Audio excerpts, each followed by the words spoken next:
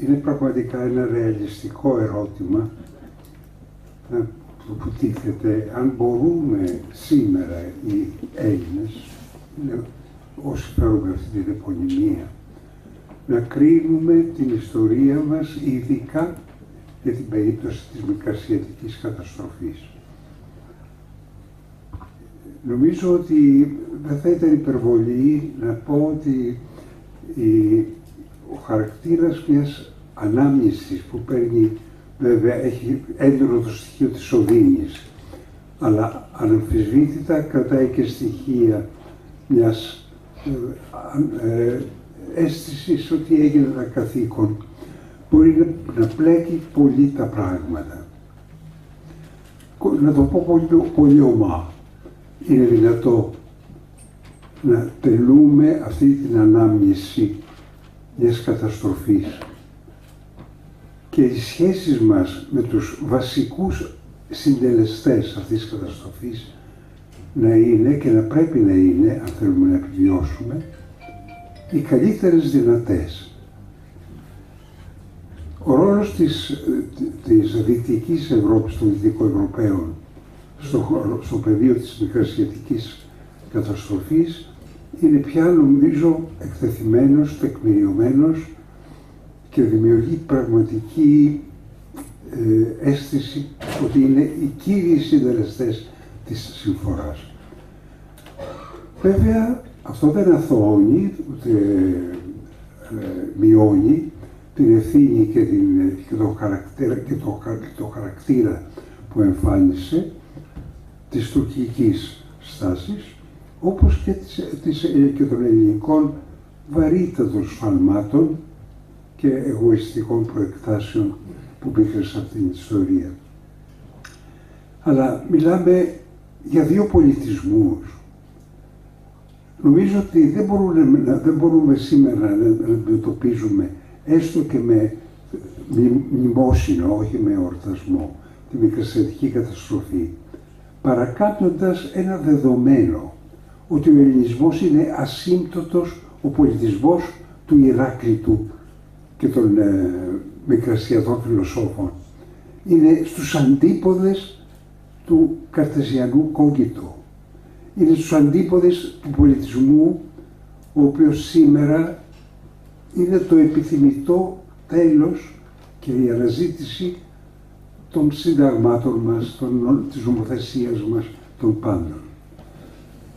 Όταν ο Ηράκλειτος έλεγε «καθότι αν κοινωνήσομεν αληθεύομεν, άδε αν ιδιάσομεν ψευδόμεθα», ή έλεγε μια λούμπα, ή αλλιώς δεν μπορεί να τον συντηρούμε σαν εκπρόσωπο του χώρου της ελληνικής ιστορίας, οργανώνοντας τη δική μας ζωή, την εκπαίδευση, τη δημόσια διοίκηση, τα πάντα, με τις αρχές του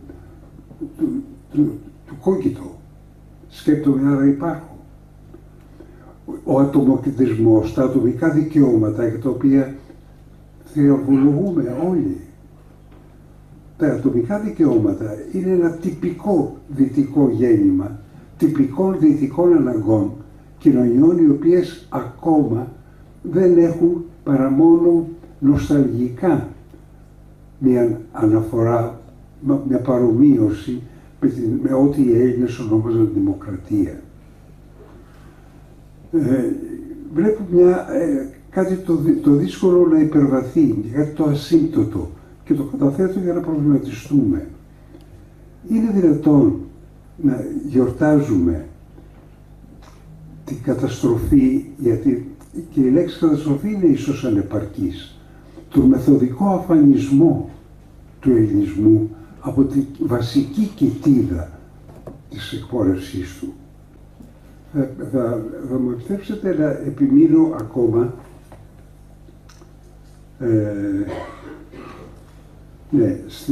στην μειωμένη εκτίμηση, νομίζω, της μελέτης των Μικρασιατών φιλοσόφων.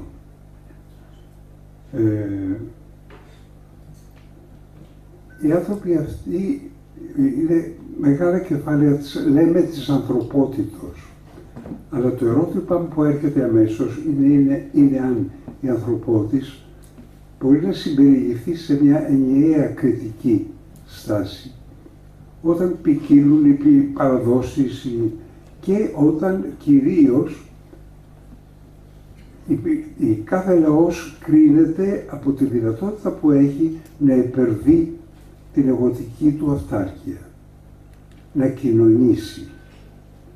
Η φράση που είπα προηγουμένως του Ηράκλειτου, καθότι αν κοινωνήσουμε να λυθεύουμε, άδε αν ιδιάσουμε ψευδόμαθα, είναι ένα εμπόδιο στο να παρακολουθούμε σήμερα τις εκφράσεις συμπάθειας και κατανόησης εκ μέρους ευρωπαϊκών κρατών για την επέτειο της μνήμης της μικρασιατικής καταστροφής.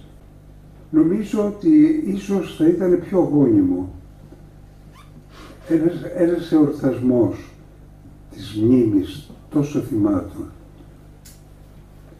1 εκατομμύριο Έλληνες θύματα σφαγμένοι με τη πιο απάνθρωπη, αυτό δεν έχει σημασία, είναι συστηματικό, θυσιασμένοι όμως στις απαιτήσεις και στην πολιτική των Ιταλών, των Γάλλων, των Άγγλων στην Μικρασία. Εάν δεν αναζητήσουμε έναν άξονα κοινό συνεννόησης, εάν δηλαδή δεν αναζητήσουμε μια δοκιμασία των σχέσεων οι οποίες θα επαληθεύσουν μια πιστοποίηση, τότε νομίζω ότι και ο εορτασμός ή και αντίστοιχα η καταδίκη μιας συμπεριφοράς μπορεί να είναι γόνιμη.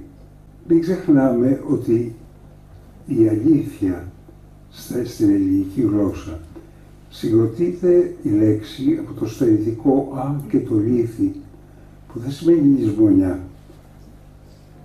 αλλά σημαίνει αγνόηση. Η αλήθεια λοιπόν είναι μια φανέρωση, είναι το εις φως έρχεστε. Και νομίζω ότι εάν μπορεί να είναι θετική η συμβολή ενός εορτασμού καταστροφής, θα είναι μόνον εάν φωτίσει ακόμα περισσότερο αυτή την απέτηση. Ένα τελευταίο ακόμα στοιχείο που θα ήθελα, ένα προβληματισμό καταθέτω, δεν μπόρεσα να συγκροτήσω κάτι περισσότερο. Ένα στοιχείο το οποίο θα ήθελα πολύ να υπογραμμίσω είναι το ερώτημα γιατί να έχουμε τόσο υποτιμήσει την παράδοση την οποία κρατήσανε οι Έλληνες επί αιώνες σε συνθήκες πάρα πολύ σκληρές και στα 400 χρόνια της τουρκοκρατίας και μετά με την προσπάθεια που έγινε, τη λυσώδη προσπάθεια των ευρωπαϊκών δυνάμεων να καταστήσουν φέουδο, να επιτηρούν με όλα τα μέσα το ελλαδικό κράτος που συγκατένευσαν να δημιουργηθεί. Λοιπόν, θα ήθελα να δούμε πώς αυτός ο ευρωπαϊσμός μας θα μπορούσε πράγματι να δικαιωθεί μόνον εάν έχει ένα θεμέλιο που ξεπερνάει τη συμμόρφωσή μας, την πειθάρχησή μας στις προτεραιότητες του δυτικού τρόπου του βίου.